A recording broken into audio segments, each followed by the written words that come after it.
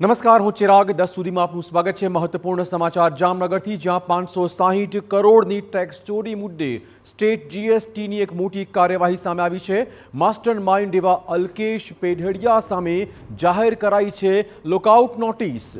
CA Alkesh પેઢડિયાએ bogus બિલથી 112 કરોડની tax ચોરી કર્યાનો ખુલાસો થયો છે. 14 બોગસ ટેક્સપેયર્સ કંપનીના નામે બનાવ્યા હતા નકલી બિલ. ખોટી રીતે ઇનપુટ ટેક્સ ક્રેડિટ ક્લેમ કરાયું હોવાનો પણ તપાસમાં ઘટસ્ફોટ થયો છે. જીએસટી ડિપાર્ટમેન્ટે દસ્તાવેજો, કમ્પ્યુટર, ડિજિટલ ઉપકરણ કબજે કર્યા છે. જીએસટી વિભાગ દ્વારા 4.62 કરોડની બોગસ આઈટીસી બ્લોક કરવામાં આવી હોવાના સમાચાર છે. 1 કરોડથી વધુ રકમના ખાતા ફ્રીઝ કરાયા છે. 36 કરોડની સંપત્તિ ટાંચમાં લેવાઈ હોવાની શક્યતાઓ.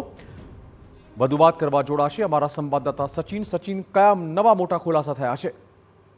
ચિરાગ, સૌથી મહત્વની બાબત અહીંયા એ છે કે જે પ્રકારની આઈટીસી એટલે કે ઇનપુટ ટેક્સ ક્રેડિટની જે ચોરીની આખી બાબત છે અને ટેક્સ ચોરીના મામલે જીએસટી વિભાગની ટીમે લગભગ અલગ અલગ 25 જગ્યાઓ ઉપર દરોડાની કાર્યવાહી હાથ ધરી હતી. જેમાં જે સીએ છે અલ્કેશ પેઢડિયા, જેની બ્રહ્મ કરીને જે એની ઓફિસ છે, ત્યાં એ ઓફિસ ઉપર જઈને બ્રહ્મ એસોસિએટ્સની ઓફિસે જઈને આ જે કાર્યવાહી છે એ પણ ત્યાં પણ હાથ ધરાઈ છે. ત્યાં પણ તપાસ કરવામાં આવી છે.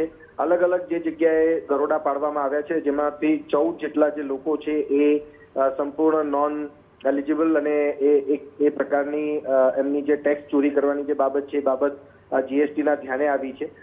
કેટલીક ફોર્મ જે છે એ ફોર્મમાં મૂળ ટેક્સ પેયર જે હતા એમના જીએસટી નંબરોનો ઉપયોગ કરવામાં આવ્યો છે. કેટલાક જે ડિજિટલ એવિડન્સીસ છે, દસ્તાવેજો છે અને કમ્પ્યુટર્સ છે એ પણ જીએસટી વિભાગે જપ્ત કર્યા છે. અને કેટલીક સંપત્તિ, ચલ અને અચલ આપણે જે કહીએ છીએ ત્યારે એને પણ જપ્ત કરવામાં આવી છે. 1 કરોડથી વધારે રકમ હોય એવા એકાઉન્ટ ફ્રીઝ કરવામાં આવ્યા છે. ત્યારે આ જે સમગ્ર મામલો છે એ મામલામાં જે તપાસની અંદર જે બેંક એકાઉન્ટ છે એના દ્વારા જે નાણાંની હેરાફેરી કરવામાં આવી છે, હવાલાના વ્યવહારો કરવામાં આવ્યા છે. ત્યારે આ તમામ બાબતોને ધ્યાને લઈને જીએસટીની જે તપાસ છે તપાસ ચાલી રહી છે. સ્વાભાવિક જે ચાર્ટર્ડ એકાઉન્ટન્ટ છે અલ્કેશ પેઢડિયા, એ દેશ છોડીને ભાગી ન જાય એ માટે પણ ખૂબ તાકીદે જીએસટીની જે ટીમ છે એમના દ્વારા, જે પણ ઇન્વેસ્ટિગેટિવ ટીમ છે એમના દ્વારા એલઓસી એટલે કે લુકઆઉટ સર્ક્યુલર, લુકઆઉટ નોટિસ જે છે ઇસ્યુ કરવામાં આવી છે કે દેશ છોડીને ભાગી ન શકે. અને સૌથી મહત્વની બાબત અહીંયા એ જ છે કે જે 25 ટેક્સ પેયર્સ છે જેમની તપાસ ચાલી રહી છે, એમાંથી 14 જેટલા જે ટેક્સ પેયર છે નોન જેન્યુઇન હોવાનું પણ સામે આવ્યું છે. ત્યારે આ સમગ્ર બાબતને લઈને અને આ જે તપાસ છે તપાસને લઈને આવનારા દિવસોમાં પણ જે આ પ્રકારની ગેરપ્રવૃત્તિ અને ગેરકાયદેસર પ્રવૃત્તિ જો કોઈ ચલાવતું હશે અને ટેક્સ ચોરીની બાબત સામે આવશે તો જીએસટી વિભાગ એમની સામે આ પ્રકારના પગલાં લેશે. અને આ મેટરની અંદર પણ એ જ પ્રકારની વાત છે કે જે પણ લોકો આમાં સંમિલિત હશે એમની સામે સખતમાં સખત એક્શન લેવામાં આવશે.